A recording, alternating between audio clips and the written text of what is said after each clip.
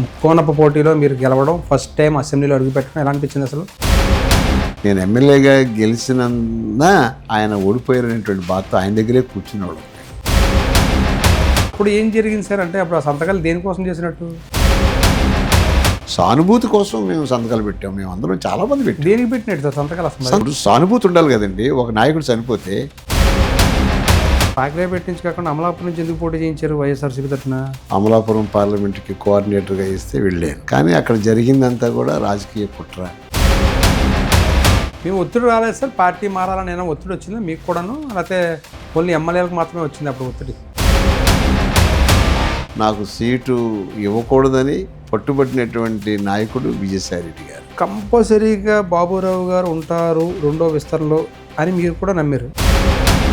నాకు మంత్రిగా రాకపోవడానికి ఆయనే కారణం ఏంటాడు అనుకుంటున్నాను.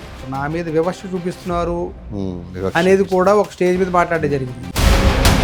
నేను ఏ రకంగా ఉంటానో అది చూపించుకునే రోజు తొందరలోనే ఉంది.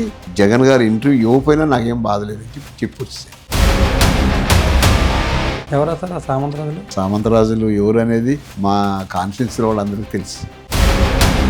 వాళ్ళ ఒత్తిడేనా సార్? అందుకనే 2024 వచ్చే సమయానికి మీకు టికెట్ ఇవ్వలేదు? సలహాదారులు సరిగ్గా జస్ట్ జగన్ గారికి గైడ్ చేయకపోవటం, కొన్ని డెసిషన్ తీసుకుంటాం. అంటే 19-24 మధ్యలో మీరేమీ తప్పులు చేయలేదా మరి?